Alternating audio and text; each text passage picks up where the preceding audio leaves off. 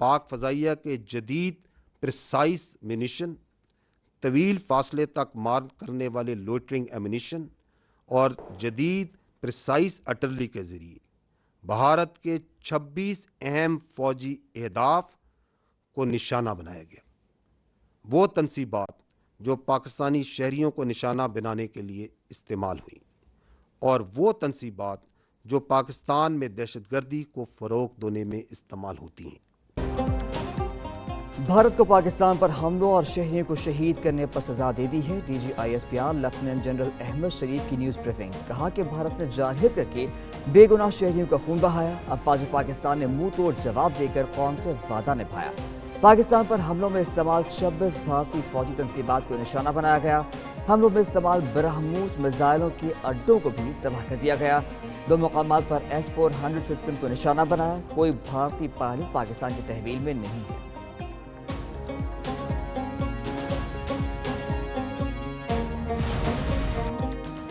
Cease fire Bharat کی خواہش پر ہوا، پاکستان نے درخواست نہیں کی۔ DG G I S P آر کا کہنا ہے کہ بھارتی فوج نے کنٹرول لائن پر بھی شہریوں کو نشانہ بنایا۔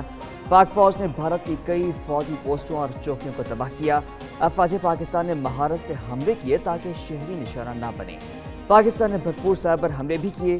وزیر اعظم اور وزراء نے مشکل وقت میں اہم فیصلے کیے۔ مادر وطن کے دفاع کے لیے تمام سیاسی جماعتوں کا بھی شکریہ۔ نوجوانوں نے فرنٹ لائن سولجر کا کردار ادا کیا۔ بھارتی جارحیت پر عوام اپنے افواج کے شانہ بشانہ کھڑے ہوئے۔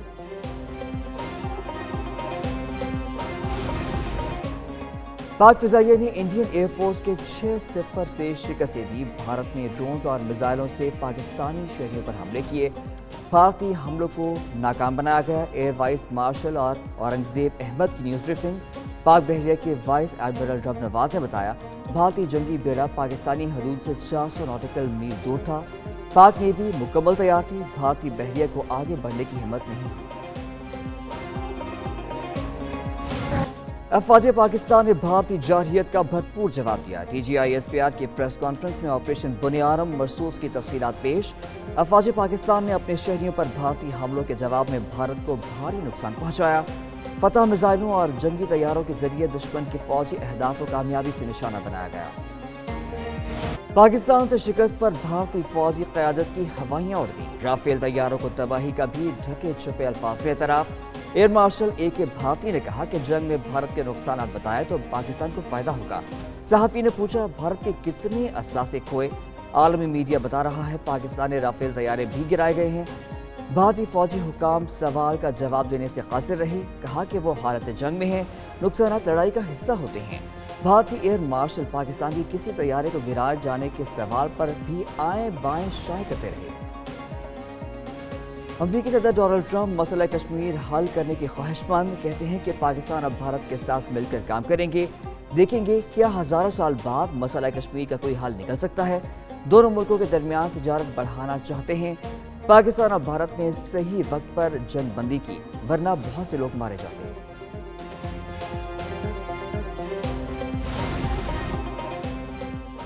عالمی امن کے لیے امریکی صدر کی فیصلہ ساز قیادت پر ان کا مشکور ہوں۔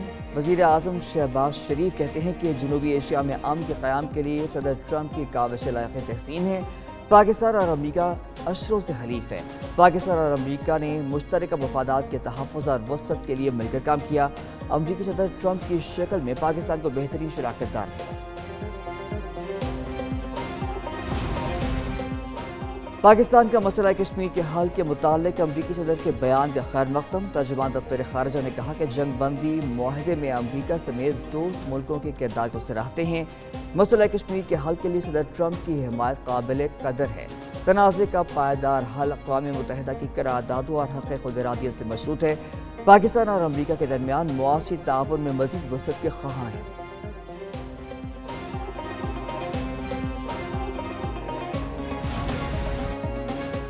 امریکی صدر کی مداخلت، مسئلہ کشمیر دوبارہ عالمی سطح پر اجاگر۔ سیاسی مبصرین کے مطابق کشمیر کو بھارت کا اندرونی یا پاکستان کے ساتھ باہمی مسئلہ قرار دینے کی کوششیں ناکام ہو گئیں۔ امریکی صدر کا تنازع کشمیر کے حل کے متعلق بیان پاکستان کی بڑی کامیابی ہے۔ ٹرمپ کے بیان کے بعد کشمیر کا معاملہ پھر سے عالمی توجہ کا مرکز بن گیا۔ پاکستان کا موقف واضح ہے، خطے میں پائیدار امن کے لیے مسئلہ کشمیر کا حل ناگزیر ہے۔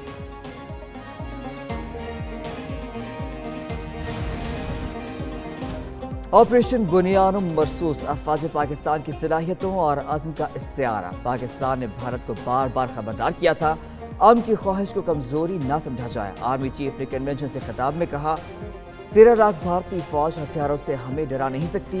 پاکستان نے واضح کیا، بھارت نے جارحیت کی تو منہ توڑ جواب دیا جائے گا۔ D G I S P R نے کہا، ملک کی سرحدوں اور سالمیت کا ہر قیمت پر دفاع کریں گے، ہر طرح کے چیلنج کا مقابلہ کرنے کے لیے تیار ہیں۔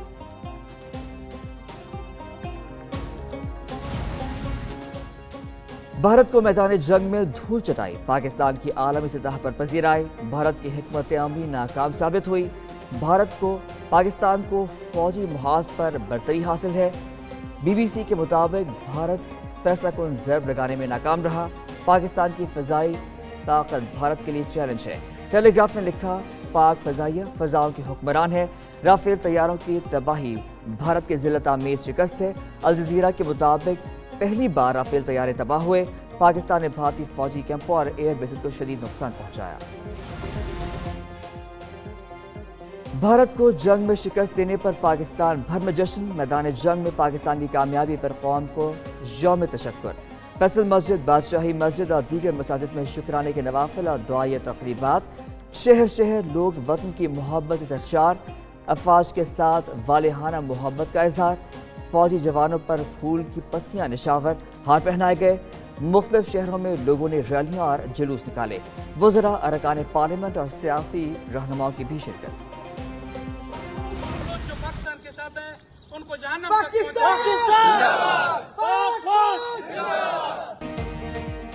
پاکستان کی بھارت کے خلاف جنگ میں جیت پر خوشی کی لہر، قصور میں بھی نوجوانوں نے سڑک پر نکل کر خوشی کا اظہار کیا۔ پاک پتن میں پاک فوج سے محبت کے اظہار کے لیے ریلیاں، شرکاء نے پاک فوج زندہ باد کے فلک شگاف نعرے لگائے۔ کرک، لکی مروت، ٹانگ، سوات، محمد میں آپریشن بنیان مرصوص کی کامیابی پر اظہار تشکر۔ پشاور، کوہاٹ، ڈی آئی خان، مردان، نوشہرہ اور گلیات میں ریلیاں۔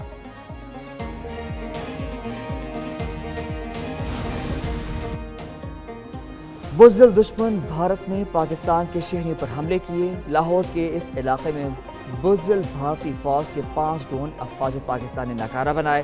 رہنما مسلم لیگ نون سعد رفیق کا یوم تشکر پر ریلی سے خطاب، کہا، جب بھارت نے ڈرون حملے کیے تو ہمارے شہری گھروں میں دبکے ہوئے نہیں تھے، سڑکوں پر نکلے تھے۔ دشمن کی فوج عددی اعتبار سے زیادہ، لیکن جذبے میں پاکستان کا مقابلہ نہیں کیا جا سکتا۔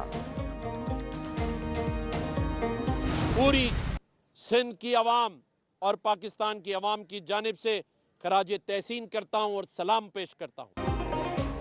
گورنر سندھ کامران ٹسوری کا آرمی چیف اور افواج پاکستان کو خراج تحسین، کہتے ہیں کہ افواج پاکستان نے بھارتی جارحیت کا تاریخی منہ توڑ جواب دیا۔ وزیر اعلیٰ بلوچستان سرفراز بگٹی نے کہا کہ دشمن نے شاید پاکستان کی صلاحیت کا غلط اندازہ لگایا تھا، اب اسے پاکستان کی صلاحیت کا اندازہ ہو چکا۔ پاکستانی قوم اپنے دفاع کے لیے کسی بھی حد تک جا سکتی ہے۔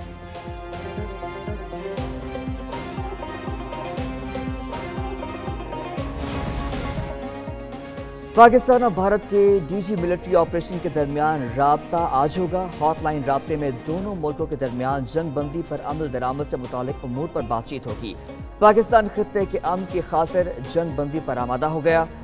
خطے میں پائیدار امن کے لیے بھارت کو جارحیت روکنا ہوگی۔ ترجمان دفتر خارجہ نے کہا، پاکستان نے سیز فائر کی کوئی خلاف ورزی نہیں کی، بھارتی خلاف ورزی کے باوجود پاک افواج نے تحمل کا مظاہرہ کیا۔ رواں مالی سال کے 10 ماہ میں ترقیاتی اخراجات کی تفصیلات جاری۔ دستاویزات کے مطابق رواں مالی سال حکومت نے وفاقی ترقیاتی پروگرام پر 448 ارب روپے زیادہ خرچ کیے۔ ترقیاتی پروگرام کے لیے 894 ارب روپے سے زیادہ جاری ہوئے۔ ترقیاتی پروگرام پر اخراجات کل مختص شدہ بجٹ سے 50% سے بھی کم۔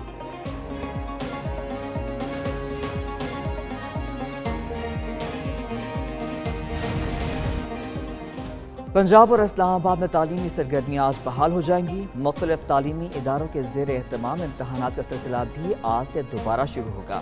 لاہور بورڈ کے زیر اہتمام ہونے والے انٹرمیڈیٹ پارٹ 2 کے امتحانات آج سے شیڈیول کے مطابق ہوں گے۔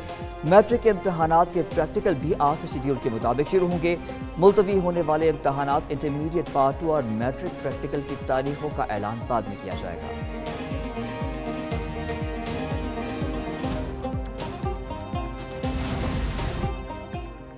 लाहौर में तेज हवा और गरज चमक के साथ बारिश और जालाबारी। चकवाल शहर और गिरदोनवा में भी तेज बारिश के साथ हल्की जालाबारी हुई।